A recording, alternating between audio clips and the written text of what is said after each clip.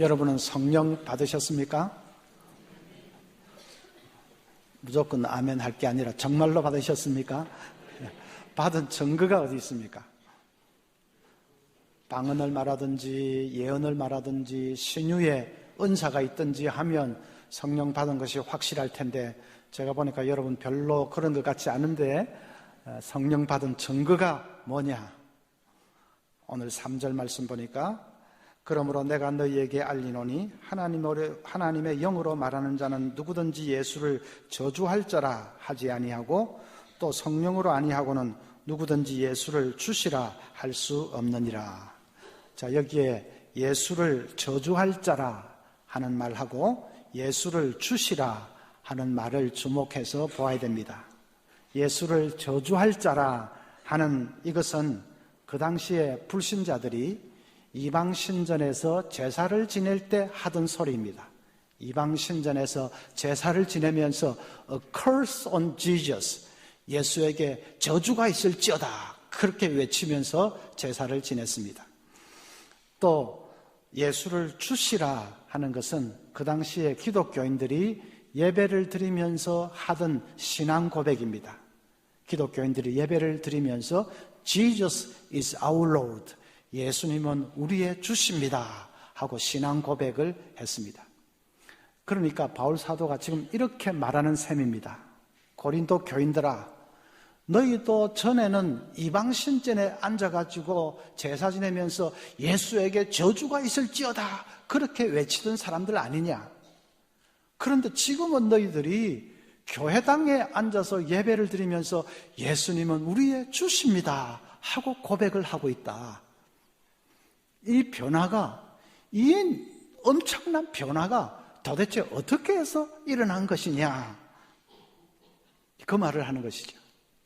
그것은 성령으로 인해서 된 것이다. 사람의 힘으로 그렇게 변화될 수가 없고, 성령의 힘으로 이방신전에 앉아서 예수를 저주할 자라고 떠들어대는 너희들이 이제는 예수님은 우리의 주십니다 라고 고백하는 그 180도의 변화는 사람의 힘이 아니라 성령의 능력으로 된 것이다. 성령을 너희가 받았기 때문에 그렇게 된 것이다. 바울이 그 말을 하고 있는 것입니다. 우리가 예수님을 주로 고백을 한다면 그것이 성령 받은 증거입니다. 그건 사람의 힘으로 되는 것이 아닙니다. 성령님이 오셔서 우리 영안을 열어주시고 우리를 감화시켜 주셨기 때문에 고백할 수 있는 것입니다. 그래서 방언을 말하고 예언을 말하고 뭐 그런 것이 성령 받은 증거가 아니라 내가 예수님을 나의 구주, 내 인생의 주인, 그렇게 고백하는 그 고백 자체가 나에게 성령님이 오셨다 하는 증거입니다. 자, 그러면 나에게 오신 성령님은 무슨 일을 하기 위해서 오신 것일까요? 성령은 무슨 일을 하시기 위해서 우리에게 와 계시는 것일까? 첫째는 성령님은 우리로 하여금 하나님을 체험하게 해주십니다. 여러분 평소에 이런 생각 혹시 안 하셨습니까? 하나님을 좀 분명하게 체험하면서 살 수는 없을까? 그런 생각 안 하셨습니까?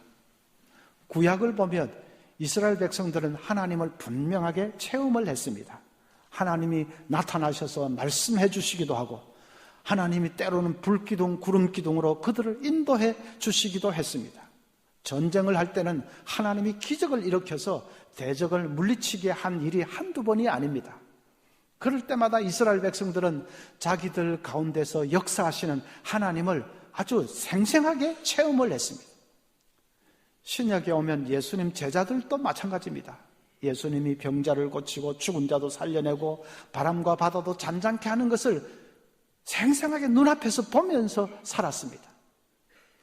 그럴 때 그 사람들은 하루하루가 얼마나 놀랍고 얼마나 감사하고 감격스럽고 그랬을까? 우리도 좀 그런 삶을 살 수 없을까? 우리도 늘 예배도 드리고 기도도 하고 봉사도 하고 하지만은 그래도 좀 습관에 젖어서 할 때가 많습니다. 그리고 막 그렇게 하는 것이 신앙생활이니까 그냥 의무 비슷하게 지낼 때가 많습니다. 그런 거 말고 좀 우리도 생생하게 하나님을 체험하면서 살 수는 없을까? 살 수 있습니다. 우리도 하나님을 체험할 수 있습니다. 성령님을 통해서 체험할 수 있습니다. 하나님을 생생하게 분명하게 체험하라고 성령께서 우리에게 오신 것입니다. 요한복음 16장 3절에 보면 13절에 보면 그러나 진리의 성령이 오시면 그가 너희를 모든 진리 가운데로 인도하시리니, 우리가 성경 읽을 때마다 성령님이 우리 눈을 밝혀주셔서 진리로 인도해 주신다. 성령님이 도와주신다는 것이죠. 로마서 8장 26절에는 이와 같이 성령도 우리 연약함을 도우시나니 우리는 마땅히 기도할 바를 알지 못하나 오직 성령이 말할 수 없는 탄식으로 우리를 위하여 친히 간구하시느니라.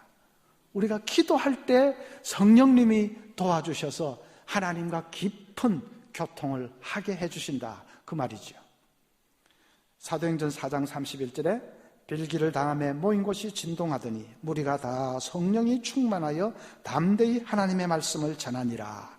우리가 전도할 때도 성령께서 우리에게 담대함을 주셔서 그래서 입술을 벌려서 힘있게 전도할 수 있도록 해주신다 하는 말이죠.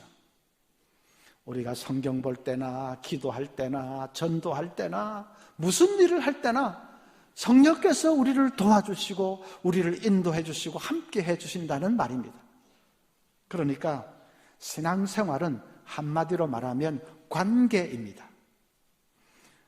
매일매일 성령님과 깊이 교제하고 교통하고 속삭이고 하면서 성령님과 친밀한 관계 속에서 사는 것, 그것이 신앙생활입니다.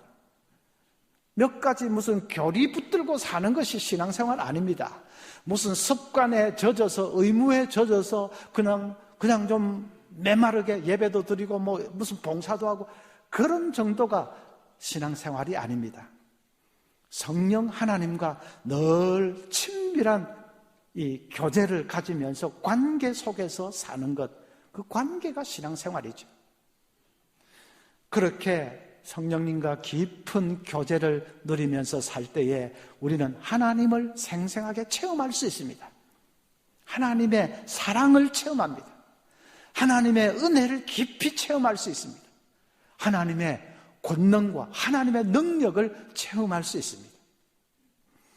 그렇게 성령님을 통해서 하나님을 체험하는 것은 구약의 백성들이나 신약의 예수님 제자들이 하나님을 체험했던 것보다 강도가 좀 낮은 것일까요? 아닙니다. 구약의 이스라엘 백성들이나 또 신약의 예수님 제자들은 기적을 보고서도 믿지 않았습니다. 믿지 않을 때가 많았습니다. 어떤 때는 믿음을 버리고 패역한 길로 가기도 했습니다. 그런데 오순절날 성령 받은 그 사람들은 완전히 삶이 180도로 변했지 않습니까? 목숨을 아까워하지 아니하고 복음을 전하는 열렬한 사도들이 됐지 않습니까? 성령을 통해서 하나님을 체험하니까.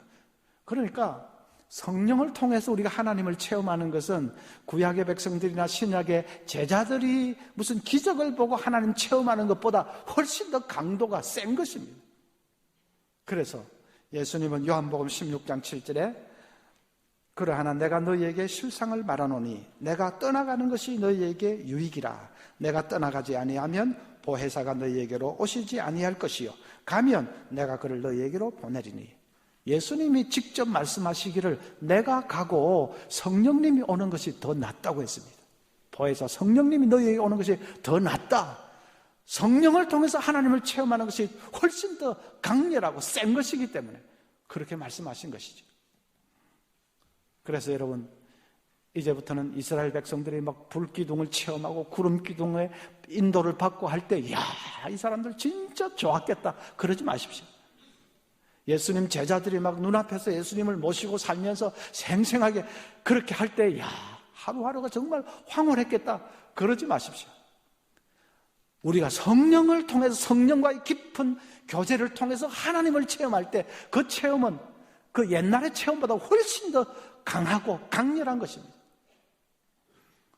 그래서 이제부터는 늘 성령님 도와주세요, 인도해 주세요, 그렇게 성령님을 의지하십시오.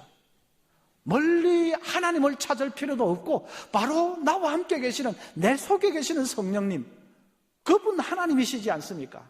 성령 하나님을 찾고 의지하고 또 간절히 기도하고 그렇게 관계 속에서 사는 것이 신앙생활이고, 그러면 하나님을 생생하게 우리가 체험할 수 있습니다. 둘째로, 성령님은 우리를 영적인 은사로 무장시켜 주십니다. 우리 속에 계신 성령님은 하나님을 체험하게 해 주실 뿐만 아니라 우리에게 은사를 주십니다. 영적인 은사를 주십니다. 그 은사를 가지고서 하나님의 일을 더 잘할 수 있도록 그렇게 해 주십니다. 오늘 8절부터 보면 어떤 사람에게는 성령으로 말미암아 지혜의 말씀을, 어떤 사람에게는 같은 성령을 따라 지식의 말씀을, 다른 사람에게는 같은 성령으로 믿음을, 어떤 사람에게는 한 성령으로 병 고치는 은사를, 어떤 사람에게는 능력 행함을, 어떤 사람에게는 예언함을, 어떤 사람에게는 영들 분별함을, 다른 사람에게는 각종 방언 말함을, 어떤 사람에게는 방언들 통역함을 주시나니. 그 다음 11절 다 같이 읽어봅시다. 이 모든 일은 같은 한 성령이 행하사 그의 뜻대로 각 사람에게 나누어 주시는 것이니라. 성령님이 딱 보시고 성령의 뜻대로 각 사람에게 다양한 은사를 나누어 주신다. 그래서 하나님의 일을 잘 감당하도록 해 주신다는 것입니다. 이런 성령의 은사는 교회 안의 일을 위해서만 주어지는 것은 아닙니다. 교회 밖에서, 우리가 직장에서, 무슨 사업체에서, 학교에서 하는 일을 위해서도 성령이 은사를 주십니다. 출애굽기 보면 브살렐과 오홀리압이라는 사람이 나오는데, 브살렐과 오홀리압은 금, 은, 보석을 잘 세공해서 정교한 그런 조각품을 만드는 장인들입니다. 그런데 출애굽기 31장 3절을 보면 하나님의 영을 그에게 충만하게 하여 했습니다. 하나님이 브살렐, 오홀리압에게 성령을 충만하게 부어주셔서, 그래서 이 금은 보석으로 세공을 잘 해가지고 그냥 이 정교한 예술품을 만드는데 탁월한 능력을 발휘하게 했다는 것입니다. 그들로 인해서 하나님의 성막을 짓는데 성막을 더 아름답게 건축할 수가 있었습니다. 그래서 여기 혹시 건축하는 분들, 조각하는 분들, 음악 하시는 분, 미술, 체육 하시는 분들, 혹은 사업하시는 분들, 장사하시는 분들, 다 성령의 은사가 필요합니다. 성령의 은사를 우리에게 주시면 그 일을 우리가 탁월하게 잘해서, 그래서 이 세상 가운데 하나님의 나라를 더 넓혀가고 하나님의 영광을 더 높이 드러내는 것이죠. 중요한 것은 성령께서 내게 주신 은사가 무엇인지를 발견하는 것입니다. 그래서 그 은사를 마음껏 활용할 수 있겠죠. 내게 주신 은사가 무엇인지를 발견하기 위해서는 세 가지 요소가 필요합니다. 첫째는 능력입니다. 내가 남보다 더 잘하는 것이 뭔가, 남보다 더 효과적으로 하는 일이 뭔가, 그걸 잘 살피십시오.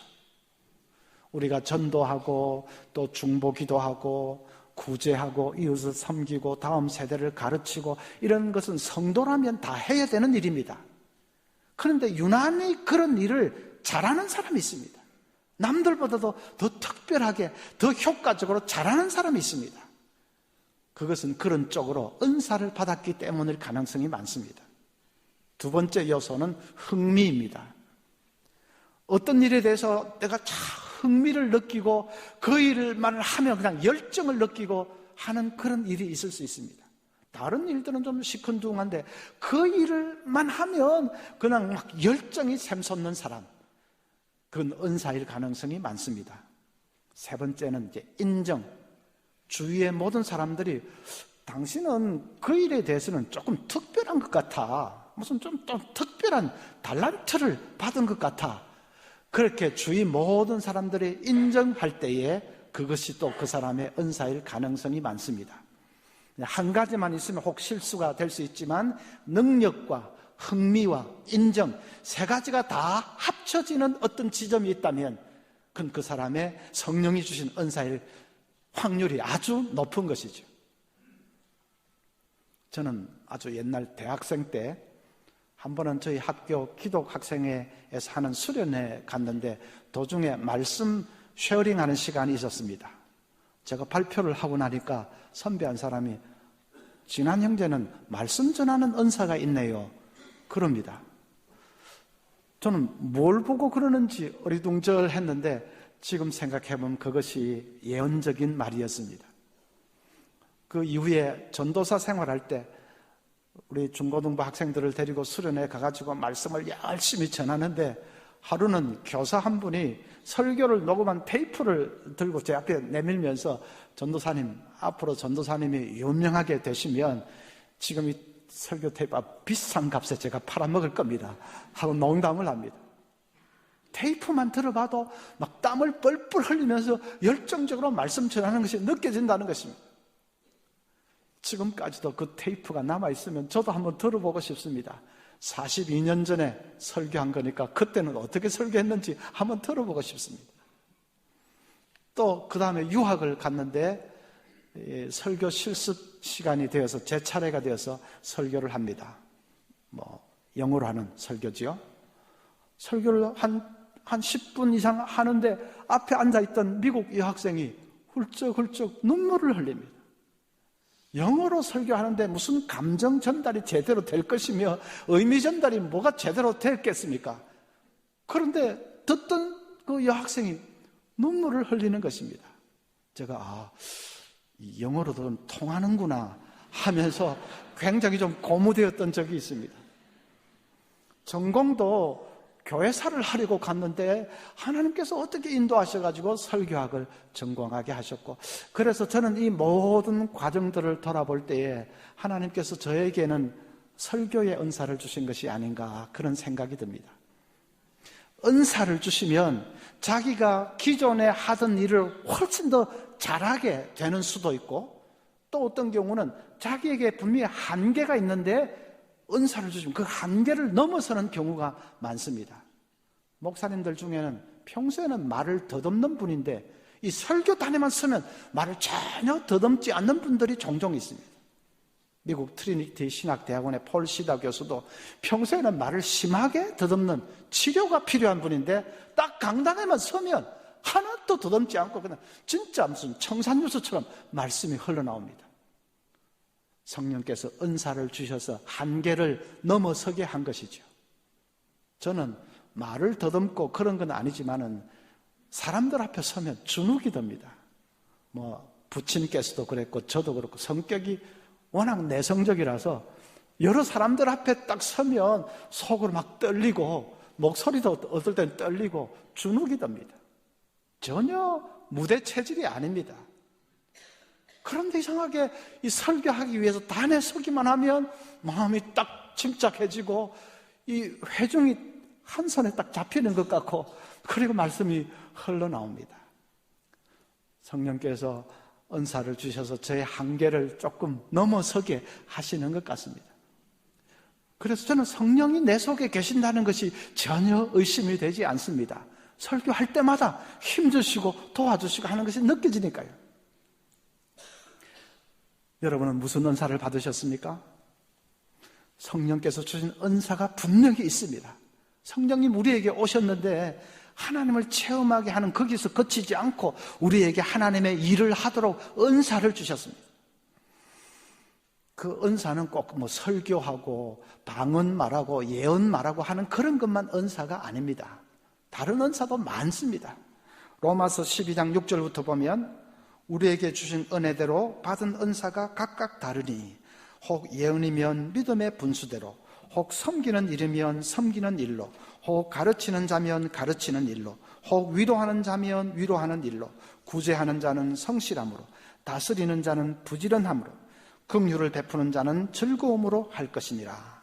이렇게 얼마나 많은 은사가 나옵니까? 섬기는 일, 가르치는 일, 위로하는 일, 구제하는 일, 다스리는 일, 다스리는 일이라는 것은 교회 행정을 잘하는 것입니다. 긍휼을 베푸는 일, 무슨 복지사역, 이웃 섬김 사역 그런 거겠죠. 근데 이것도 은사 전부 다가 아닙니다. 하나의 예를 든 것입니다. 은사는 엄청나게 다양하게 얼마든지 많을 수 있습니다. 그 은사들 중에 어떤 거는 좀 귀하고 어떤 거는 좀 떨어지고 그런 거 없습니다. 은사에는 귀하고 천하고 그런 거 없습니다. 오늘 15절 말씀부터도 보면 만일 발이 이르되 나는 손이 아니니 몸에 붙지 아니하였다 할지라도 이로써 몸에 붙지 아니한 것이 아니요 또 귀가 이르되 나는 눈이 아니니 몸에 붙지 아니하였다 할지라도 이로써 몸에 붙지 아니한 것이 아니니 만일 온몸이 눈이면 듣는 곳은 어디며 온몸이 듣는 곳이면 냄새 맡는 곳은 어디냐. 한마디로 다 귀하다는 것이지요. 발이 나는 손보다 못하다 그러면 안 된다는 것입니다. 귀가 나는 눈보다 못하다 그러면 안 된다는 것입니다. 눈이 아무리 중요해도 전부 다 눈이면 냄새는 어디서 맡겠느냐, 소리는 어디서 듣겠느냐 그 말이죠. 그러니까 모든 지체가 다 귀하다. 마찬가지로 모든 은사가 다 귀한 것입니다. 모든 은사가 다 합력해서 일할 때에 하나님의 교회가 더 건강하게 든든하게 성장할 수 있는 것입니다. 그래서 여러분의 은사를 발견하십시오. 능력과 흥미와 인정 세 가지가 딱 합쳐지는 지점이 뭔지, 그런 일이 뭔지를 잘 한번 살펴보십시오. 주신 은사가 있습니다. 그 은사를 따라 일할 때 내 한계를 이상하게 넘어섭니다. 그래서 그 은사를 따라 열심히 일하는 그것이 우리 천국 백성의 특징이죠. 한 달란트 땅에 묻어둔 사람처럼 내가 받은 은사가 분명히 있는데 사용을 안 하고 묻어두고 하면 무슨 소용이 있습니까? 그걸 열심히 활용을 할 때에, 그럴 때 정말 성령께서 나와 함께 하신다는 것을 우리는 더 분명하게 느낄 수가 있습니다. 이제 중요한 것은 어떻게 하면 그 성령님으로 충만해질 수 있을까? 그 문제입니다. 성령 충만하면 하나님을 체험을 해도 더 분명하게 체험할 수가 있고, 또 은사를 가지고 일을 해도 더 탁월하게 놀랍게 그렇게 일을 할 수가 있기 때문에, 그래서 우리가 성령 충만해야 되겠는데 어떻게 하면 충만해질 수가 있을까? 성령 충만을 받았던 그 사도들 오순절의 그 경험을 성경에서 이렇게 말씀합니다. 사도행전 2장 2절에 보면 호련히 하늘로부터 급하고 강한 바람 같은 소리가 있어 그들이 앉은 온 집에 가득하며, 급하고 강한 바람 같은 소리, 급하고 강한 바람을 단순히 센 바람이었던 모양이다 그 정도로 생각하면 안 됩니다. 토네이도 아시죠? 한 번씩 미국 평원을 몰아치는 토네이도는 정말 무시무시합니다. 한번 그 바람에 휩쓸리면 자동차고 무슨 큰 트럭이고 종이장처럼 그냥 빨리 올라갑니다. 토네이도 한번 휩쓸고 지나가면 집들이 그냥 다 찢겨져 나가고 마을이 초토화됩니다. 사도들 속에 성령 충만이 임하니까 토네이도와 같은 바람이 일어났다는 것입니다. 그냥 성령의 토네이도 같은 바람. 그러니까 가만히 앉아있지를 못하고 벌떡벌떡 일어나서 거리로 달려가서 복음을 외치기를 시작했습니다. 대제사장 서기관 바리새인들이 시기가 나가지고 막 죽이겠다고 위협을 하고 달려들고 하지만은 게임이 안 되었습니다. 아무리 핍박하고 위협을 해봤자 사도들 속에 토네이도 같은 성령의 바람이 불어치고 있는데 게임이 안 되죠. 복음이 영원의 불꽃처럼 번져갔고, 그래서 마침내 이 지상의 교회가 처음 서게 된 것입니다. 성령 충만하다는 것은 그런 것입니다. 우리 속에 토네이도 같은 강력한 거룩한 바람이 부는 것. 어떻게 하면 그런 충만을 우리가 받을 수가 있을까? 한마디로 순종이죠. 순종. J.D. 그리어라는 목사님이 계신데 미국의 사우스캐롤라이나 서밋 처치라는 교회를 목회하는 분입니다. 그 목사님은 한때 목회에 지쳐버렸습니다. 근사하게 좀 목회를 하고 싶은데 역량은 따라주지 않고, 그래서 그냥 지쳐버렸습니다. 주저앉아서 하나님, 저를 목회자로 세워주신 뜻이 도대체 뭡니까? 이럴 바에야 하면서 그냥 넋두리만 하고 있습니다. 그러다가 어느 날 성경을 읽다가 베드로후서 3장 9절 말씀에 눈이 딱 멎었습니다. 오직 주께서는 너희를 대하여 오래 참으사 아무도 멸망하지 아니하고 다 회개하기에 이르기를 원하시느니라. 전에도 잘 아는 말씀인데, 그런데 그날은 얼마나 생생한지 성경에서 막 글자들이 튀어나오는 것 같았어요. 하나님은 아무도 멸망하지 않고 다 구원받기를 원하신다. 그것이 하나님의 간절한 뜻이다. 그런데 나는 하나님의 종이라고 하면서 그동안 무엇을 했던가? 이 지구상에는 20억 명도 넘는 사람들이 예수 옛자도 모르고 죽어가고 있는데 나는 도대체 그동안 뭘 하고 있었던가? 근사한 목회만을 꿈꾸고 있었지 않았던가? 목회를 통해서 그저 내 꿈을 펼쳐 보이기만을 원하고 있지 않았던가? 엄청난 자책이 밀려왔습니다. 회개의 눈물이 쏟아졌다고 합니다. 한참을 울고, 그리고 이제 기도를 하는데 가슴이 뜨거워지면서 기도가 달라져 버렸습니다. 전에는 하나님, 뭐든지 시키는 대로 하겠습니다, 그렇게 기도했습니다. 뭐든지 시키는 대로 하겠습니다. 말은 그렇게 하면서 속으로는 자기 꿈을 펼치는 그것만 생각하고 있었습니다. 그런데 기도가 달라졌습니다. 하나님, 제가 여기 있습니다. 영혼을, 생명을 살리는 일을 위해서 제 한 몸을 불사르겠습니다. 하나님, 저를 보내소서. 저를 보내주소서. 기도가 달라졌습니다. 하나님은 아무도 멸망하지 않고 다 구원받기를 원하신다 하는 그 분명한 말씀 앞에 순종을 한 것입니다. 그 순간부터 성령께서 그를 사로잡기 시작했습니다. 성령으로 충만해졌습니다. 그러니까 교회가 변했습니다.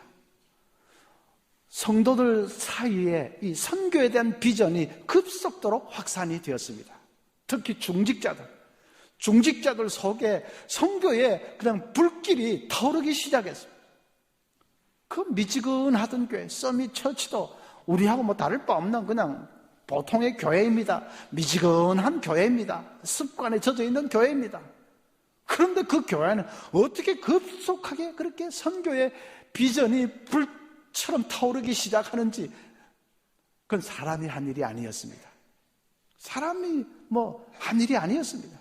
성령의 토네이도 같은 바람이 온 교회를 불어닥친 것입니다. 서밋 처치는 지금 남침대교 이 교단 안에 42,000개 교회 중에서 선교 헌금을 최고로 많이 하는 교회가 됐습니다. 지난 10년 동안 모두 국내 개척, 해외 선교를 위해서 550명의 사역자들을 파송을 했습니다. 그 중에는 평신도들도 많고, 지금도 190명 이상의 평신도들 사역자들이 교회 개척을 위해서 해외에서 사역을 하고 있다고 합니다. 여러분, 성령 충만을 원하십니까? 순종하십시오. 이미 주어져 있는 말씀에 순종하십시오. 하나님, 저는 뭐든지 시키는 대로 하겠습니다, 그런 소리 하지 마십시오. 뭐든지 시키는 대로 하겠습니다 하고 주저앉아 있는 사람은 사실은 아무것도 안 하겠습니다 하는 말과 마찬가지입니다. 뭐든지 시키는 대로 하겠습니다 말은 그렇게 하면서 속으로는 자기 꿈을 펼치는 것만 생각하고 있습니다. 뭐든지 하겠습니다 그런 소리는 하지 말고, 하나님 아버지, 제가 여기 있습니다. 저를 사용하소서. 저를 보내어 주소서. 순종하는 것입니다. 왜냐하면 말씀은 이미 주어져 있습니다. 우리 하나님 한 영혼도 잃기를 원치 아니하십니다. 모든 사람 구원받기를 원하신다. 그래서 먼저 잃어버린 생명들을 구하라. 때를 얻든지 못 얻든지 복음을 전하라. 하나님 나라를 먼저 구하라. 한 생명이 천하보다 귀한 이 한 생명을 구원하라. 하나님 말씀은 분명히 주어져 있습니다. 그 말씀에 순종해서 나서는 것입니다. 나에게 베풀어 주신 그 구원의 은혜를 생각하면서 깊이 감사하십시오. 내가 이방신전에서 예수를 저주할지라 하면서 살았던 자 비슷합니다. 그 캄캄하게 살았던 나를 하나님 구원해 주신 그 구원의 은혜를 깊이 생각하면서 감사하십시오. 뜨거운 마음으로 감사하십시오. 그리고 순종하겠습니다. 나서 보십시오. 성령께서 곧 우리를 충만하게 사로잡으시는 것을 여러분 체험하게 되실 것입니다. 그리고 사모해야 됩니다. 무엇보다 성령 충만을 사모해야 됩니다. 내 힘으로 안 된다는 것을 절감하면서 오직 충만을 사모해야 됩니다. 사모하지 않는 사람은 왜 사모하지 않을까요? 두려움 때문이죠. 두려움 때문에. 내가 이상하게 되지는 않을까 하는 두려움이 있습니다. 내가 뭐 충만 하다가 무슨 광신자가 되지는 않을까 하는 두려움이 있습니다. 혹시 아프리카로 선교사라도 가라고 하면 어떻게 하나 두려움이 있습니다. 내 재산이라도 다 바쳐라 그러면 어떻게 하나 두려움이 있습니다. 그래서 별로 적당히 뭐 성령 하면서 그러나 사모하지는 않습니다. 그건 잘못 생각하는 것이죠. 성령 충만하면 우리는 말로 다 할 수 없는 기쁨과 감사를 누리게 됩니다. 하나님을 생생하게 체험하게 되는데 바울은 그 체험하면서 내가 삼청천에 갔다 왔다고 해서 삼청천 천국 아닙니까? 하나님을 얼마나 놀랍게 만났던지 삼청천을 다녀왔다고 바울은 말했는데 정말 우리는 말할 수 없는 그런 기쁨과 감사로 하나님을 체험하게 됩니다. 그리고 하나님의 손에 붙들려서 이 사역을 하는 그런 신나는 삶을 살게 됩니다. 은사를 마음껏 사용하면서 하나님의 손에 붙들린 그런 삶을 살게 됩니다. 여러분, 한 번 살다가 가는 인생 아닙니까?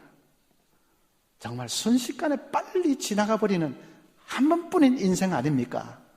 그 한 번 잠시 지나가는 생을 하나님의 손에 붙들려 영광스러운 하나님 나라 사역의 쓰임을 받는다면 그것처럼 보람되고 행복한 삶이 어디 있겠습니까?